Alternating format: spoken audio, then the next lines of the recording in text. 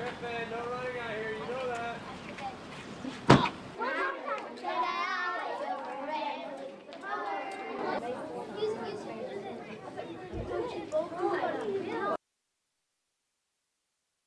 Nothing. That is what 10-year-old Taryn hears. At school, at home, all day, every day. Nothing. But this nothingness is normal to Taryn. Taryn is deaf. He was born deaf, but attends a public school and sits in a regular classroom with hearing students. I'm unique because I'm deaf and I live in a deaf world and I communicate with hearing plus deaf and I socialize all together and I think the world's a better place because I get along in both worlds. This is Scarborough Elementary School, a public school in Olathe, Kansas, where more than 350 children come to learn. 350, including Taryn and 6 other students with hearing impairments. They go to school like other kids. They have homework, same as everyone else. They sit at a desk and learn the same things, but in a slightly different way. I think Scarborough is unique in that it's the only center-based deaf education school that we have in our district, and so that makes us unique and special. There's lots of different programs around the district, but I'm really proud of the fact that we have the students that have deaf and hard of hearing needs, and that program really is very diverse in that we have a lot of different kiddos that sometimes they come from a profoundly deaf family, and sometimes they have hearing parents. So I think that's just neat because we have to really tailor their instruction to what they need. Well, my family, they're very sweet and they're all deaf. Some people in my family have hearing aids and some are hard of hearing, but we can all sign and it's a lot of fun because we can communicate together. Joanne Taylor, the deaf education teacher at Scarborough, is responsible for the learning of these 7 deaf students, but she only assists what happens in their actual classroom. I pre-teach the vocabulary, pre-teach the concept, so they have knowledge. Then they go into the class, and then they get it again. And then they come back in, and they later on, they'll come back in and they'll be retaught. Because they'll tell you, gosh, you know, they all go home, and their radios are on, and their TVs are on, and they hear all this, and the deaf kid gets one shot at that one vocabulary word, or they'll get it this way one time. But in my room, they get it pre-taught, and we'll teach it, and then they go in, they'll see another practice of it, and then after when they come back in, then they'll reteach it, and then they go home and have lots of homework. So, well, not lots, but... These students face many hurdles when learning in a public classroom, but many of these challenges start with the English language as a whole.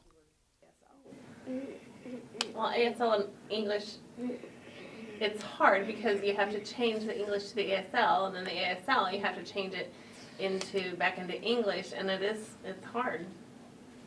I think I do pretty good. I'm a little behind because if I get things wrong, like the order, the English structure is hard for me, and I know I have to work on that, and the teacher helps me with that. The biggest is the figurative language. He clean over the mountain, or my mom blew up, or there's so many idioms in this world. Stop on a dime. Did you catch that? And they don't get that. There's so much figurative language that they miss because of that. Many of the staff at Scarborough have connections to the deaf community. Morgan Brooks, a para in the deaf education program, was born hearing. I was, 13 months. I had meningitis, and I got really sick. And so, 1 year old, got really sick, and then, you know, it was pretty tough on my family because they thought they were going to lose me. So it's like 50-50 chance. And then, you know, I finally got better, and then that's when they realized I lost my hearing due to meningitis. Another para, Sarah Williamson, has 2 deaf children. One attends the Kansas School for the Deaf, a fully accredited school that offers a comprehensive educational program from preschool through high school only for deaf students. And her other child is mainstreamed in the Olathe School District. Well, the choice was theirs, and actually Nicole did start at South last year for 4 weeks because they started school in May, right before school was out, and then she did it for another September and October. She was doing pretty good, but for her, she had decided that she needed the camaraderie of other deaf students because she relies a lot more heavily on the sign. Jake decided he wanted to be mainstreamed. That's where he felt more comfortable. He has a lot of speech, a lot of language, but he does go back and forth. He also signs. He has deaf friends and hearing friends, but that was his choice, and he does well in school. So he was up to that challenge where Nicole, you know, it can be a struggle for her. And the other difference too is in the Olathe School District, you're in such a big classroom, you have a lot of kids, but that hasn't affected Jake. Jake has done awesome. You know, it could have been his social studies class, there's like 32 kids, and he does awesome. He gets A's, the teacher's great with him. Nicole, she's in a smaller classroom, but to be fair to Nicole, that's what she needs. She has ADD. That smaller focus for her is better because they're two different students. So I've learned you have to look at the student, whether it's your child or not, and see what they need because they're all different. Everybody needs something different. It's mainstream since I was preschool all the way to high school. Where I grew up, basically people just make me feel like I'm just like any others. But at the same time, I struggle because, like you said, I would need an interpreter for communication or projects or lecturing class. And sometimes the people just talk, and I would just get lost because I didn't know who was talking, and I have to catch on. And but that was difficult. And then I grew up in Western Kansas, so it's a really small farm town. And then I moved here 12 years ago. So I moved here, and I met so many deaf people because I was the only one growing up. So I moved here, I met 5, 6 deaf kids going to mainstream school with me.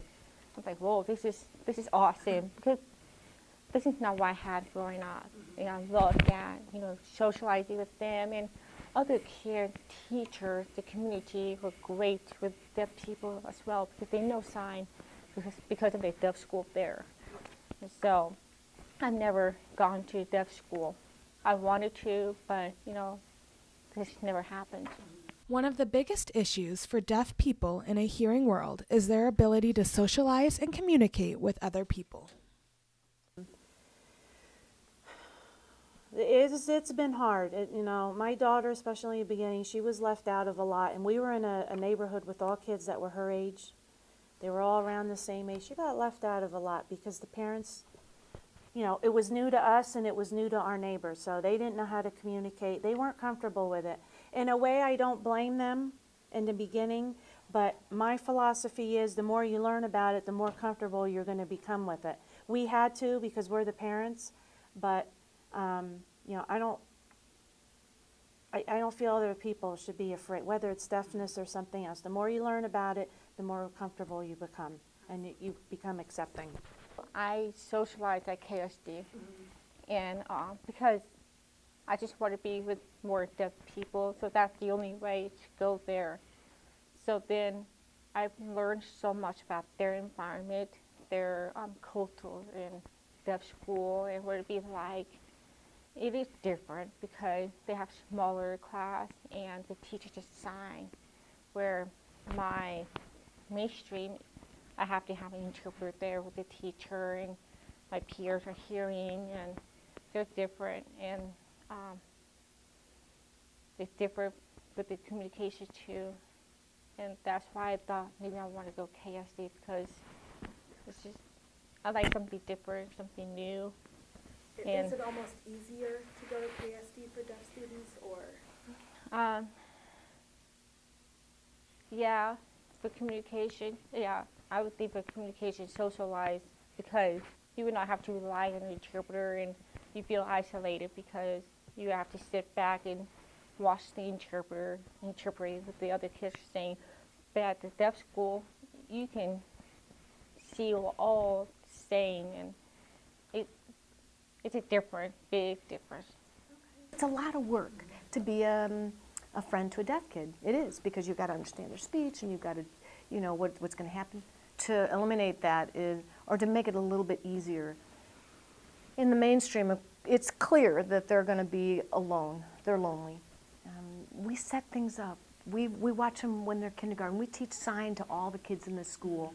We teach. I go in there, and lots of kids in the school sign. And we kind of keep them with kids that are going to be signing, and we have circle of friends, and we have lunch bunch, and we make it a little bit easier. But when we have sign language clubs, so we kind of keep that barrier wide open. But we really encourage acceptance of sign language. Not really isolated, maybe just a little bit, but I still, you know, hang with my friends because I've taught a lot of my friends how to sign, and so they're able to communicate with me and they practice. And every Tuesday and Thursday we have lunch bunch where I invite some of my friends and we come eat together and eat lunch, and I teach them sign language, so it's a lot of fun.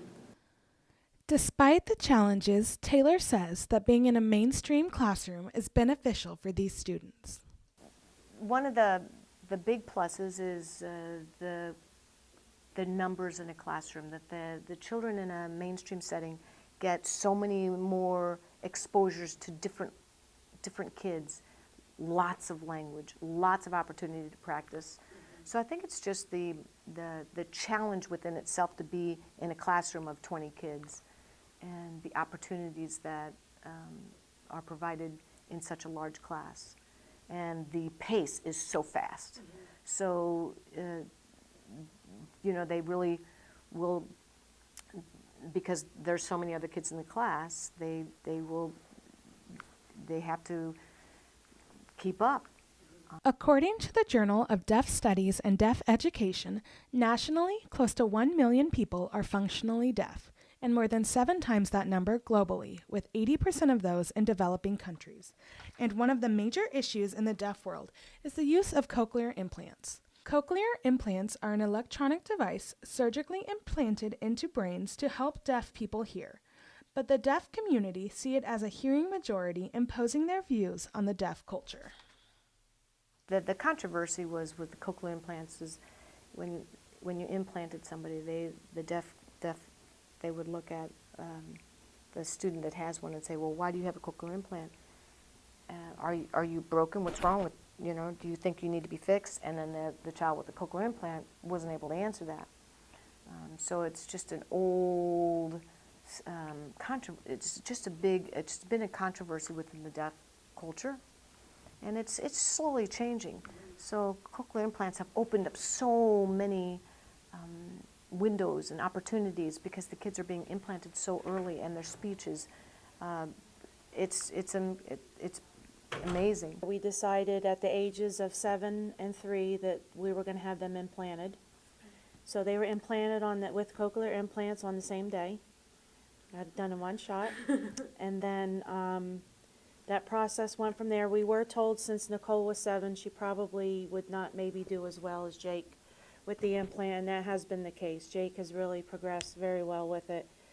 He's now freshman, mainstreamed in Olathe Northwest, interpreter, FM, and he does fabulous. He's an AB student. My daughter is a senior at KSD, implanted. She still relies a lot on sign language.